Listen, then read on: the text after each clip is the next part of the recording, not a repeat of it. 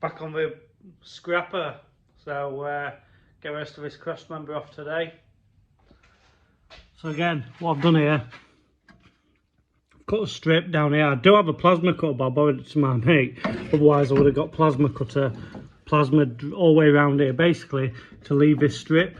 So these strips are pretty easily removed once you've actually cut them, because obviously that's that way. You can just grab them with some pliers. Let's see if I've got some. Let's use my pliers, draw. It is a mess.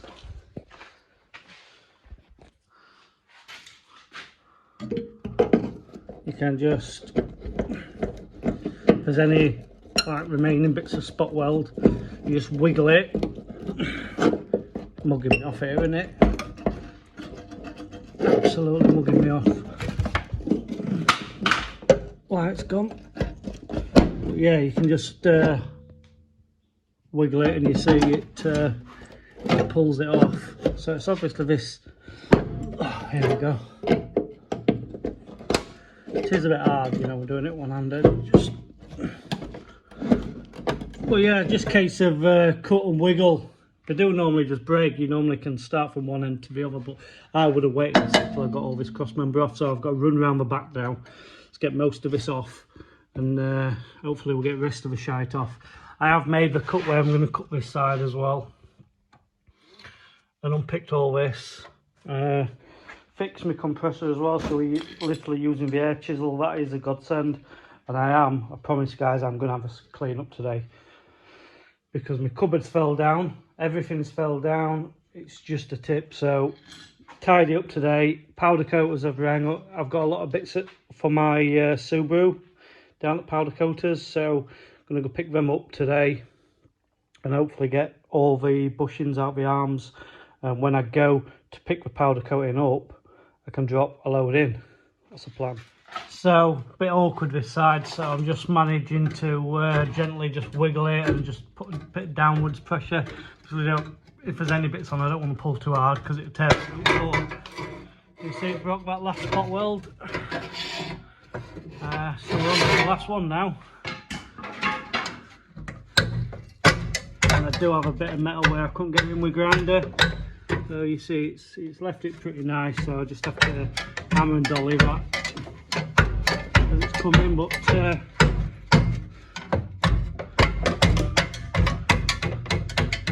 a wiggle and a jiggle.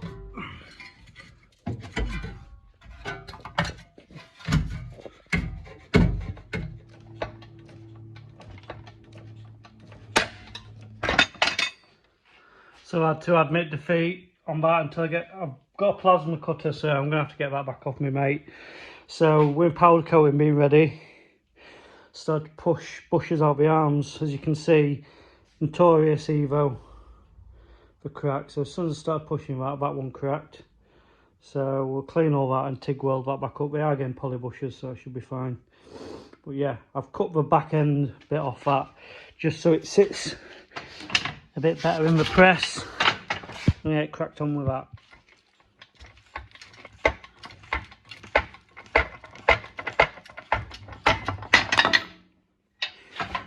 There she goes, Captain. There she goes, original Mitsubishi bush.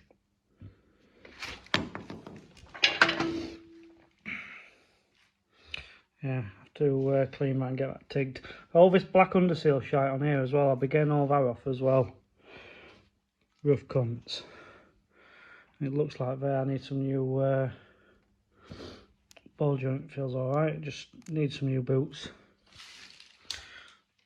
One thing I've noticed is this side's cracked as well. I've not even started on that bush, not even touched it. So it's a possibility why car were weaving. But then again, it's not broke through, so I don't know. The car definitely did feel dangerous. I felt like back end were loose.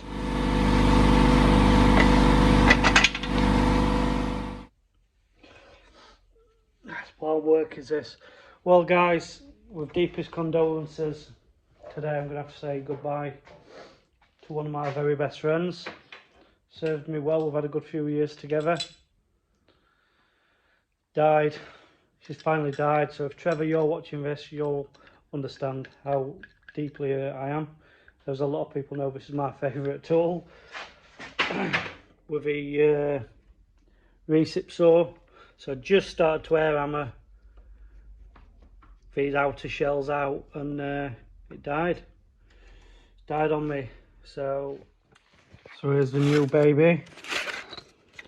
Storm Force. Definitely going to be storming some force into it. Let's have a gander. As you can see, all lass. That's about all she's good for. Yeah, all Storm Force. Get out. Rid of these old scabby things. So I've been struggling, guys, to get rest of a cross member off. So this is, any of you know what this is, it's a plasma cutter. So it basically, it's like a high voltage kind of welder. It just electrifies the steel, melts it, and then has an airline which blows all the molten steel out. So just connect your airline up, connect it up onto power. There is an earth cable which I do have to put on, so obviously you do have to put an earth to it to make it work like a welder. It should be common sense, but yeah, I'll just give it a whirl. So that's earth on. I haven't used this for a long time, so intriguing. So yeah, obviously this piece of a chassis slots inside and it's actually sandwiched. I did say on the other video that you didn't have to drill them, but if you actually look, you do. So it is sandwiched. So hopefully I'm going to see if I can cut some of this crap out.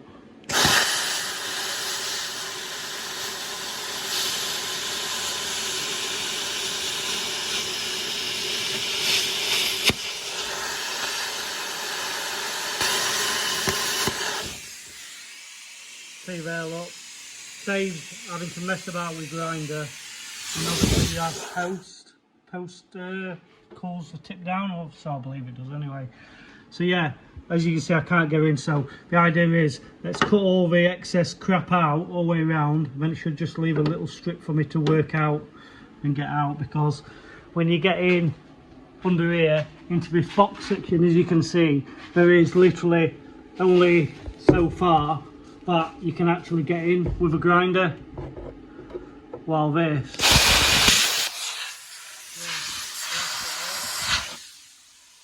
but yeah, you do need a mask on, otherwise you get showered in sparks like I just have.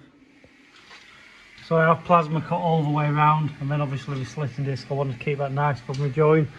This is very, very tight even still. You'd think because I've plasma cut it should drop off. Not the case.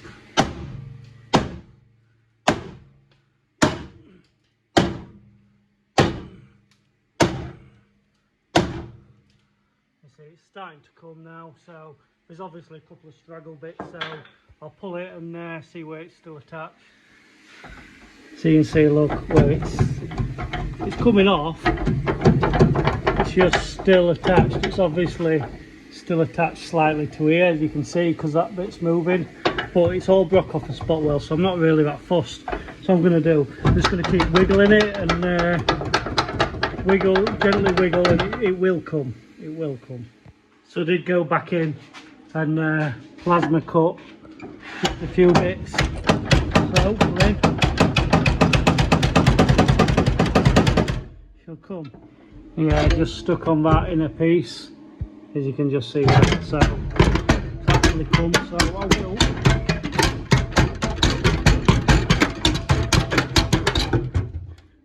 There we go. And what I was saying earlier on the other video about wiggling, and when we're on the strips, just gently, just naturally break nice. I'll just need a bit. There we go. That's the main lump. Here you can see inside.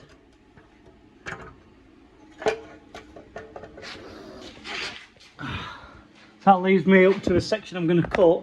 Now all I've got to do is just unpick this out. It's triple skin, so you've got outer skin. That inner section there is the chassis leg, and the steel behind it is a turnover lip for the boot floor. So I need now to peel this edge back so I can get in. You'll see it there, look. I don't think you'll see it. But yeah, that section there is part of the chassis leg, so that bit needs to come out. Yeah, I've peeled this back. I've just split it now. So just a case of gently wiggling it out. As you can see, it's coming out now, so just got to do that all the way along. That's the last of that inner trim piece. So bar that section where I've cut it to mig up. Might do that from the inside, to be honest. It looks probably be a bit easier. I'll just dress it from the inside. Yeah, so I'll fold that, leave that folded up. I'll just try and tidy it up a little. And then once it gets to here, then the new panel actually goes to the return lip on this. So it actually only goes to there, so you don't have to take it all the way into the boot floor. It literally ends there. Although I haven't got the new panel, which is probably a bit silly of me. They're all ordered. I've got a week off work. I don't want to waste it, and the new panel's going to be here back end of the week. So if I can get it all prepped, ready, it'll be a massive help. There you go, guys. That's that section off. So we've got a nice straight section we can put our chassis in. So it'll all get spot welded and it'll get seamed around here. All rejoined in. So once that's off, you see cross members off, pretty much one side. I'm not going to show you taking the other side off. It's just going to be a repeat of this side. You don't really need to see it, but we'll jump next to now. I've obviously got to return lip, and you see I've got a fair bit of work to do. So we put camera down, crack on, and hopefully I'll return. It'll all be off and we can kind of see what we've got. So that's the legs off, guys. See, I've got all this surface to clean. I've started doing it here. I've been using one of poly discs. That's the old sections off, so that's everything done. So get these new sections, get all this cleaned up, get it all back to bare steel and get it rust treated, and get some zinc primer on it. I'm going to leave it at that, guys. Obviously, as you see, since we last spoke, this is all peeled up, all done, ready to take the new section, all nice cut. So yeah, if you've got rust in your Evo at back end, there's only one way to sort it, and that's do this. Just a bit of an insight for you guys who's got Evos. I think this is pretty much Evos 4 to 9. They're all like this. They're all the same. So yeah, cheers for coming, and cheers for watching, and don't forget to subscribe.